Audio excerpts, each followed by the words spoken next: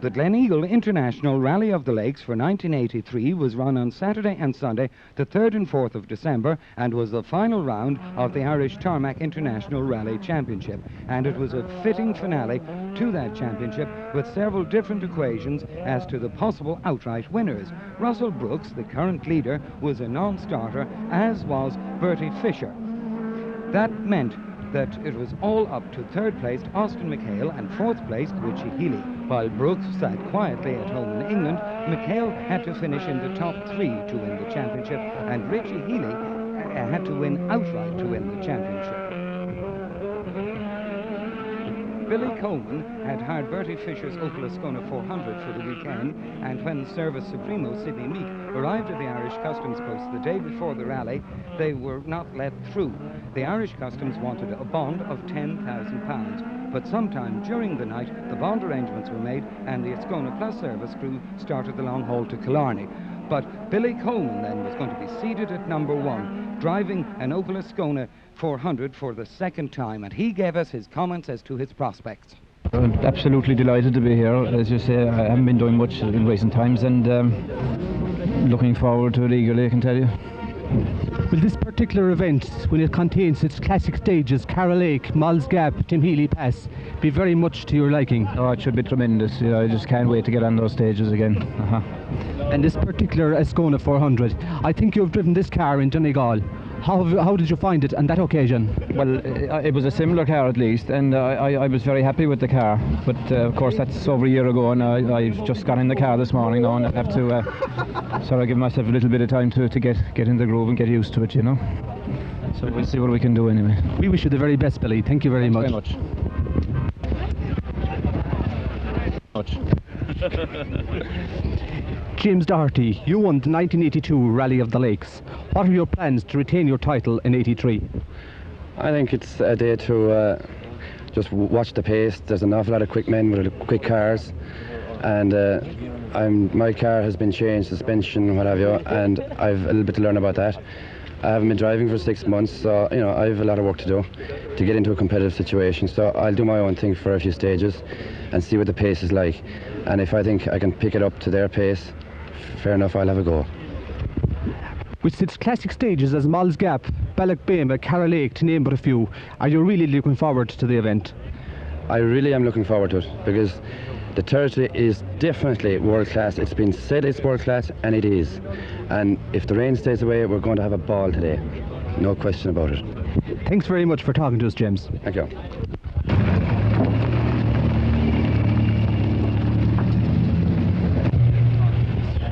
Richie Healy, you've been involved in motorsport for 21 years this year. Has this been your most successful season? Yes, and one of my most enjoyable. And this car, this particular Escort, has proved very reliable. How much of an asset is that to you? Well, it was a very good car when I got it first, and I've maintained it to its standard that I got it in. An outright win here today, Richie, and you're the Irish Tarmac champion. Is that going to be your goal? Yes, providing that Austin McHale doesn't finish in the first 3. We wish you the very best. Thanks for talking to us, Richie. Thank you.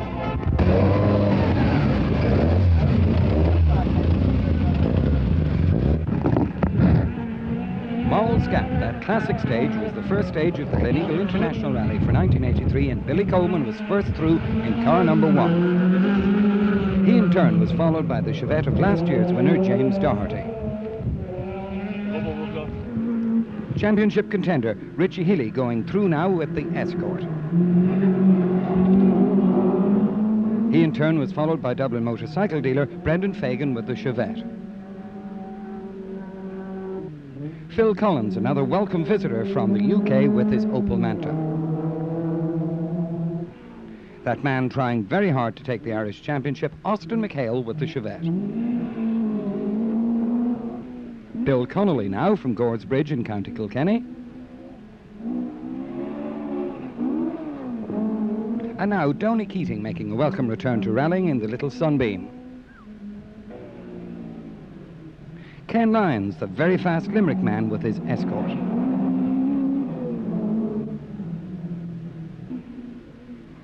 Now Ken McMillan going through.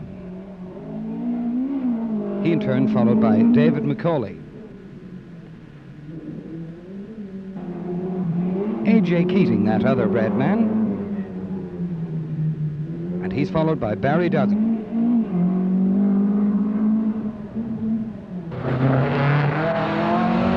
At the end of the first stage, Billy Coleman and his co-driver Conor Murphy in the Opel Ascona were leading by 3 seconds from Austin McHale with Christy Farrell in the Chevette. In third place was Phil Collins, co-driven by Ronan Morgan, and he was 3 seconds ahead of fourth place Brendan Fagan with Ronan McNamee as his co-driver in the Chevette.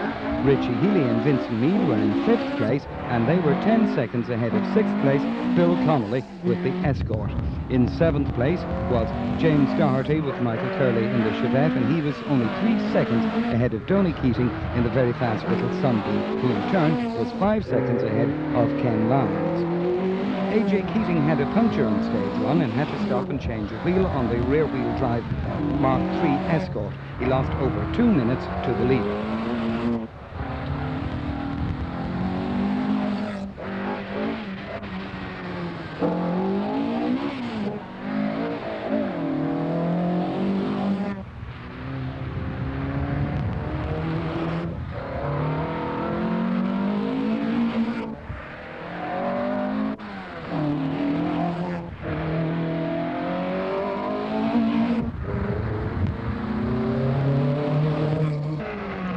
In for the first time on the Saturday, and Billy Coleman leads the colourful cavalcade through the stage.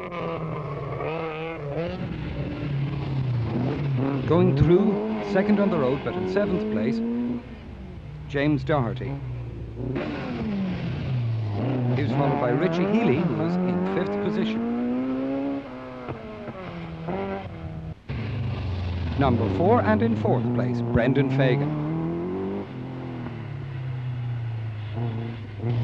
Phil Collins with the Smart Manta in third place overall.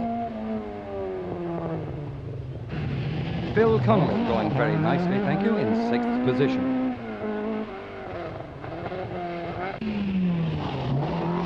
Tony Keating, the Tipperary man, was in seventh place at this point. Ken Lyons, ninth with the Escort.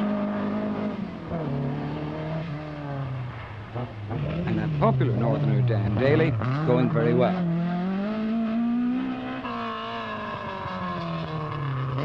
Ken McMillan making a welcome return to the deep south.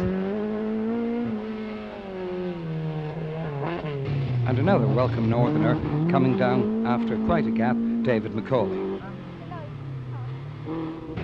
Barry Duggan still had some energy left, having built the start ramp, and he sponsored it as well. But Alan Poole from Cheshire was going to give us a bit of excitement as he visits the ditch.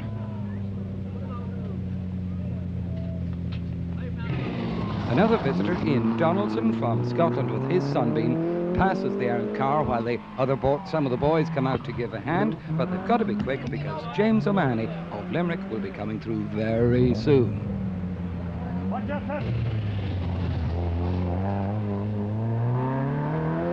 As the results were coming through from 2 stages, it was very obvious that a man to watch was number 21, Pat White, co-driven by Joe Smith. The Navan man with the Escort RS 1800 was really coming up through the field very, very well.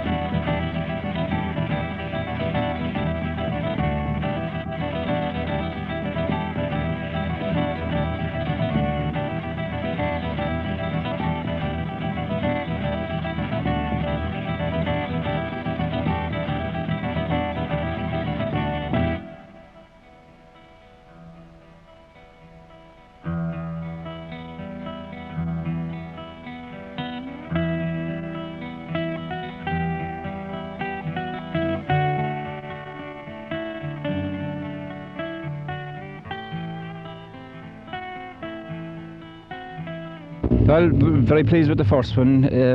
We had a fairly good run. We had a bit of fog and there was a few sheep on the road, but I think we were fastest time. And on the first, we dropped quite a bit on the second one. I'm not quite sure why. Probably not trying hard enough. And this number 3, I haven't seen the time as yet, but I think it went reasonably well. Ken Lyons, has this Kerry rain over these first 4 stages caused you any problems? No, I'd say the Kerry rain has helped me over the first. As you know, my car isn't quite up to the power of some of the other cars, and it puts its power better to the road in wet conditions, provided you have the right rubber. And I think that I have the right combination of rubber now, and it's going very well for me. You started this event seated at number 9. Are you still within the top 10? I am. I would say at the moment I'm about 7th. Tony Keating, like Billy Coleman, you're making a comeback to the Irish rally scene here this weekend. How has it been for you? Not having a very good time because our clutch is slipping, and I don't think we'll have time to finish too fitted, you know. So I'd say we'll have to maybe probably retire. Don't know. But outside of that, there's no way that you think that you'll be able to change the clutch in the time you have. No, I think the most time we have is about 20 minutes, and it takes over an hour to do a clutch, you know. Especially in this, it's different to other cars. It's the whole lot have to come out to fit it, you know. It's not a quick fit clutch or anything. Well, I hope, Tony, that you'll struggle on to the finish. Thanks. I hope so. Thank you very much. Alan Poole, you had a very spectacular moment on the second stage. Can you tell us what happened? Yes, we came along a little bit too quick. Took the 90 right, a little bit slippy, and we put the power on, the back end came down, and we landed up in the ditch on our side. But thanks to the spectators, we lost just only 2 minutes, which was tremendous. And you've no car damage after that incident? None at all, apart from we've damaged a chrome strip on the side, which is terrible. Well, we hope that your luck holds out. Thank you, Alan. Right, thanks very much. Stage 5, born in for the second time, and this is a good opportunity to look at the leaderboard because there have been quite a few changes. Billy Coleman leading by 50 seconds now from Phil Collins. In third place was Richie Healy with the Escort, and fourth Bill Connolly and Tom Meany. Then he was followed in 5th place by Ken Lyons, while in 6th was Tony Keating. In 7th place was Austin McHale, while in 8th place was James Doherty. Bernard O'Brien retired on stage 3 with a broken limited slip mounting plate, and Fagan also retired on stage 4. Other trouble on stage 4 happened to Austin McHale. He went off on the stage, damaged the car, but it was repaired in service and was now in 7th position.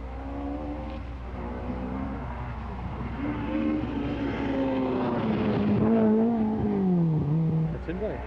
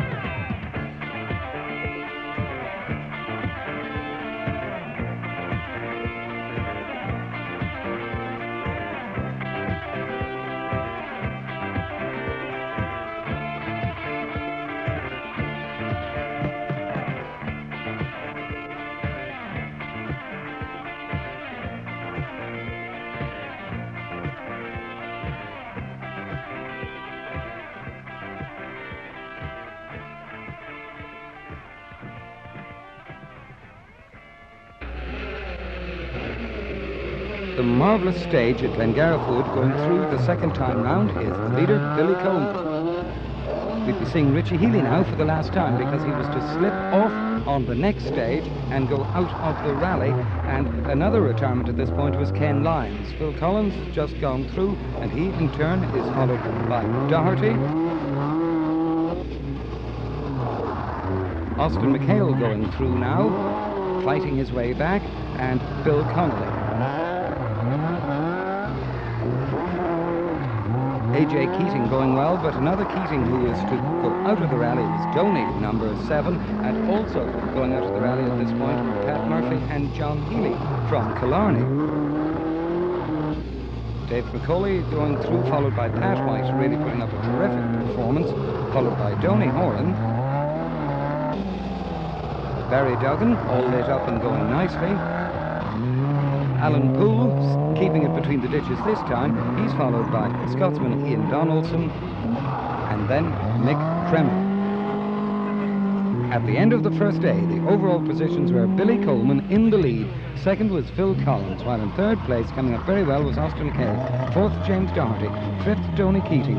In sixth place was Pat White, and in seventh place, Barry Duggan.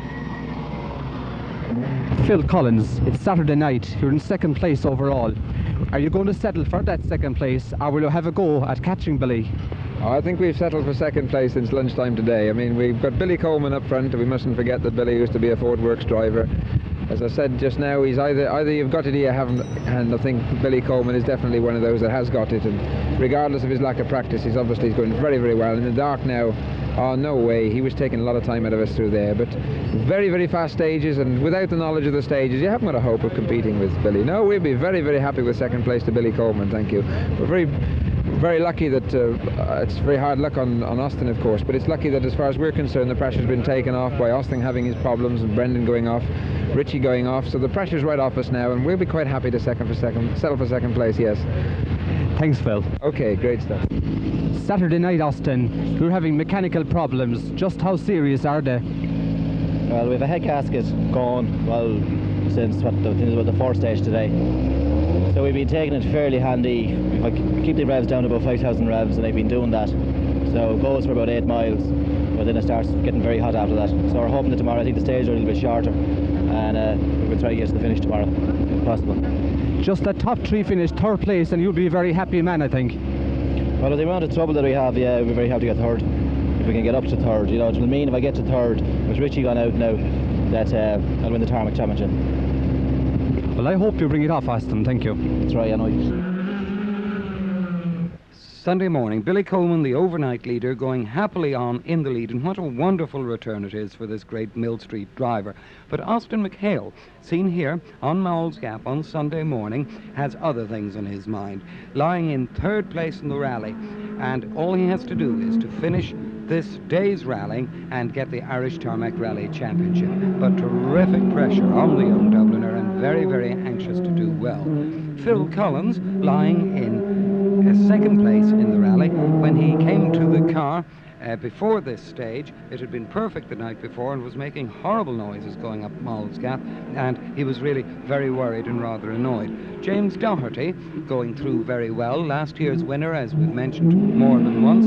He is trying out on this rally new Dunlop tires and compounds. But what about Pat White, the Navan man, going so well in the Escort? He'd really been the talking point overnight in the whole of Killarney, and he really put up a terrific performance.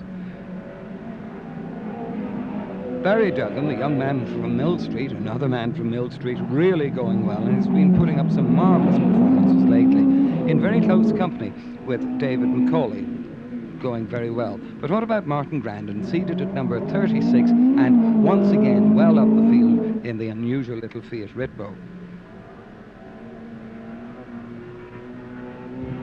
Very much on home ground, of course, Billy Daly, the local VW agent, and he's in close company on this occasion with Mick Kremer.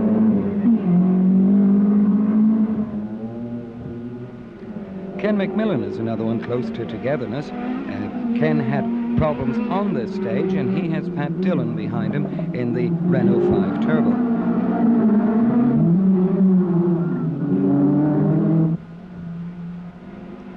Sean Kelleher going well and enjoying himself, and he's been closely followed by Ian Donaldson, the Scotsman, getting used to one of the most famous stages in Europe, Mall's Gap.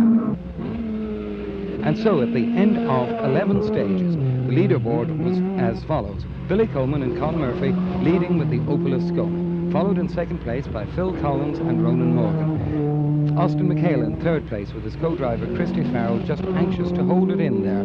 Fourth place, James Doherty and Michael Curley with the Chevette. Fifth place, Pat White and Joe Smith. What a marvellous drive.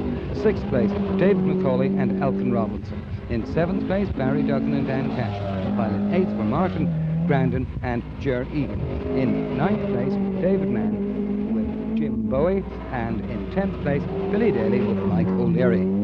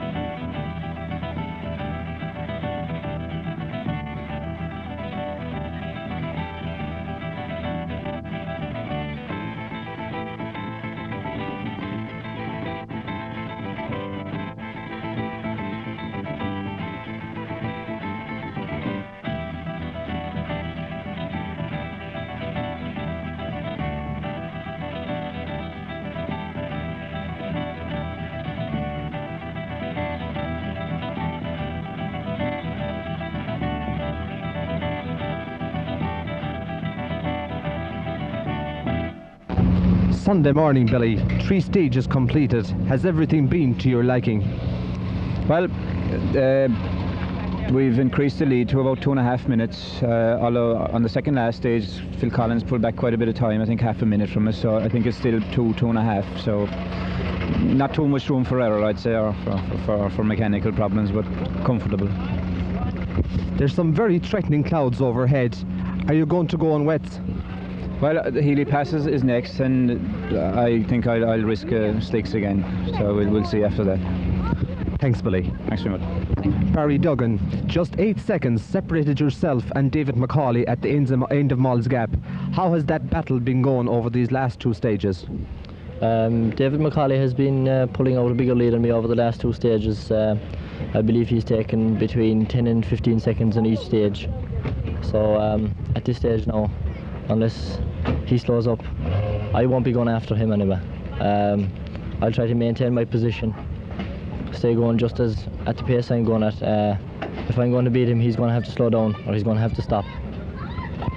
Of course, he's a big power advantage over you, Barry, but if it rains, won't that be to your liking? Yes, if it rained, that would be to my advantage. He has a big power advantage. I'd say he has something in the region of 50 to 60 brake horsepower over me. Dave McCauley, the 1983 Gleneagle Rally of the Lakes. Is it an ideal follow-up to your honeymoon? Well, you could say that, yes. I'm going to really kick my service crew up the ass for saying that, telling you that now, especially Mickey Begley here. Mickey, it is, yes. I've been looking forward to this rally every year. It is really one of the best rallies. Last year, I disagreed with the format that they had about sending us out during the night, and I think if they had sent us out during the night this year again, I wouldn't have come down, but it's a superb rally as usual. Martin Grandin, you were seated at 36 yesterday morning, in 8th position overnight. How has the first stages been out for you on the Sunday? Mall's Gap was very good. We took 39 seconds off our time yesterday. I suppose we were a bit slow. We were slow yesterday morning. We had to take the cobwebs. We blew out the cobwebs yesterday. But anyway, we were we had a good run out today up Mall's Gap, 14:10. But we're delighted now. Really thrilled. Sidney Meek, you're responsible for the preparation of Billy's car. Does his lead of approximately 2 minutes surprise you at all?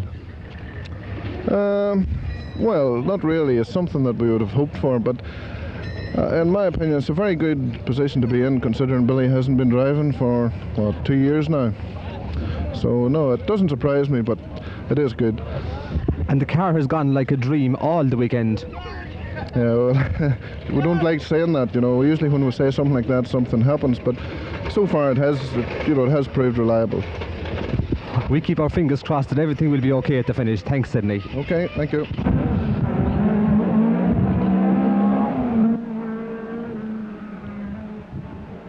Sunday morning and the Healy Pass, to be used 4 times during the Rally of the Lakes for 1983, and it really, like Mall's Gap, is one of the great European classic stages. Just to look at the country and look at the driving that's necessary to get any kind of a quick time over the Healy Pass, it's no wonder that people talk about it in every country in the world. A really well-known rally stage, and one well worth watching. Rally leader Billy Coleman, of course, had been taking things rather gently as far as Sunday was concerned. A good professional driver, he decided to keep the revs down by 1,000 and to hold on to the lead and hold on to the car and keep the car going very nicely. Certainly he was being advised and looked after by Sidney Meek. Sidney Meek, who's Bush Engineering Company in the north of Ireland, puts together this car, the car that was used by Bertie Fisher on the circuit of Ireland, and he's always there to advise, and what a brilliant engineer Sidney Meek is. So the combination of Coleman and Meek together, it's no wonder that the rally was being led by Coleman going so well. Austin McHale had just gone through there. Austin, of course, doing very nicely, but holding on for his championship lead. But meantime, this man, Phil Collins, had problems with ignition, and he got all those sorted out fairly quickly.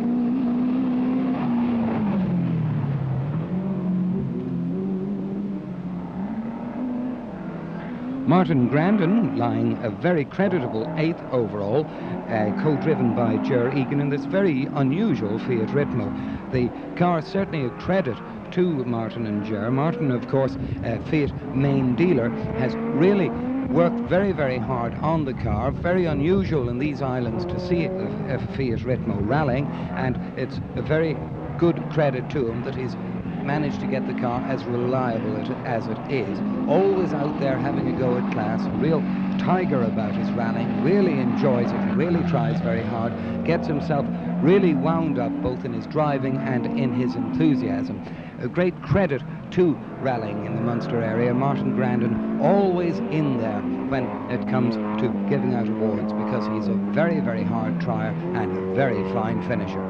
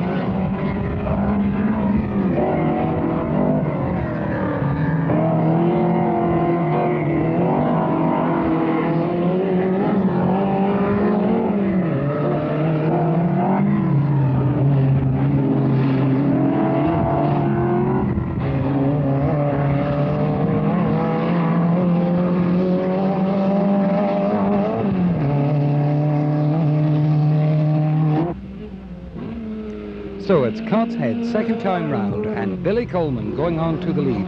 Austin McHale in 3rd place, number 5, followed by 2nd place man Phil Collins. He in turn is followed by James Doherty, and he's followed by Pat White. Then we have David Macaulay with that light on the top. Then Barry Duggan going through, and he's followed by Martin Grandin. Local man Billy Daly now, and Mick Cremin goes through.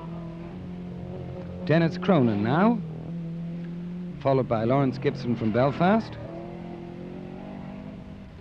David Mann,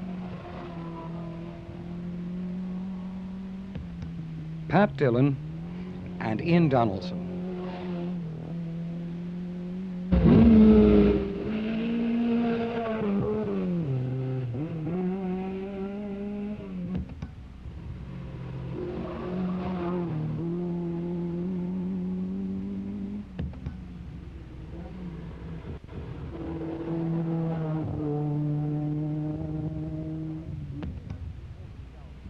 James Doherty from Adair, you're holding down 4th position. Do you foresee any problems over these last 2 stages? Not really, no. We're pretty well on the pace of the lads. They obviously have all backed off a small bit, and we're running much on the same pace. And we don't see any problem. The weather is good. We're all on slicks, and everything's very predictable. I don't think there's any change in the leaderboard. I think Austin's car will stay together, and it'll be as it is now in Killarney. That's what I'd expect anyway. Okay, thank you, James. Right, thank you. With the rally drawing to a close, let's look at the results with class winners first. Class 1 was won by Des Irwin with a Sunbeam TI. Class 2 was won by Tom Brown with an Escort. Class 3 was won by Alan Poole with the Golf GTI. Class 10 was won by Michael Fox with the VW Polo, and Class 11 was won by Pat Carney with an Escort. Class 12 was won by Nick Clement, also with an Escort. The Sunday Run was won by Pat Murphy with an Escort, and second in the Sunday Run was Ger O'Brien, also with an Escort. Let's now look at the overall positions, and in 9th place, David Mann and Jim Bowie from Suffolk.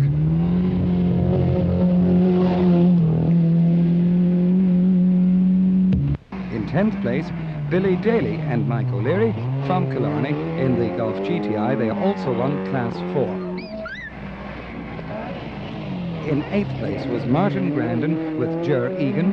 They were first in Class 8 with the Fiat Ritmo. In 7th place, Barry Duggan and Dan Cashman, and first in Class 14. In 6th place was Pat White and Joe Smith, who lost 5th place to the new 5th place man overall, David McCauley and Elkin Robinson with the Chevette. 4th was James Doherty with Michael Curley with their Chevette. In 3rd place was Austin McHale, co-driven by Christy Farrell in the Chevette. They also won Class 9. 3rd place was just what Austin wanted. He's had a very, very good year, needed to finish 3rd to deprive the championship from Russell Brooks. He really worked very hard throughout the year, putting up a terrific drive to finish in 2nd place in Gleneagle, and then he won his first international rally when he won the Cork 20 International in October of this year. Christy Farrell, his co-driver, did in fact win the Tarmac Championship in 1982 when he was co-driving with John Coyne. But certainly the pressure has really been on Austin. He's worked very, very hard throughout the year, and particularly for this rally. Pressure, of course, very much a thing in modern day rallying, so we asked him what he felt about the pressure of having to finish 3rd.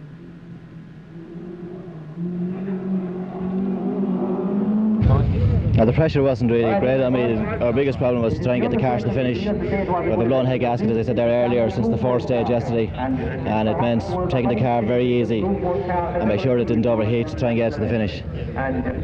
1983, I'm sure, holds very fond memories for you. How will you look back in the year? Any event in particular that stands out? Probably the best round of the championship that we've done, that I enjoyed most, was Gleneagle. Even though we didn't win it, it was very enjoyable. Cork was very enjoyable as well, we won that, but I think Gleneagle really stands out as the best event this year. Because actually, this Gleneagle rally here in Killarney has been very good as well. We're very happy to have clinched the championship here. And what about 84? We do not know what we're doing for 84, but we hope to have something organised. Maybe we can get some sponsor behind us, or that if we can, if possible, to take an awful lot of the pressure off us. Nice talking to you, Austin. Thank you. Thank you. In 2nd place was Phil Collins, co-driven by Ronan Morgan with the Opel Manta. Phil Collins has been rallying very successfully in the UK this year in Asconas, as well as this beautifully turned out Manta. He really enjoys tarmac rallying, and he had a very good map man with him, with Ronan Morgan of Dublin. He tried very, very hard and really enjoyed himself, and he really gets out and about on the tarmac. On the other hand, we knew that he enjoyed himself overall, and we asked how much. Oh, I thoroughly enjoyed it. Superb event. The timing has been great. The weather's been fine. The first time I've known it not rain in Killarney. In fact, I only brought 2 slicks to the event because I thought, well, there's no way that it's not going to be raining over there.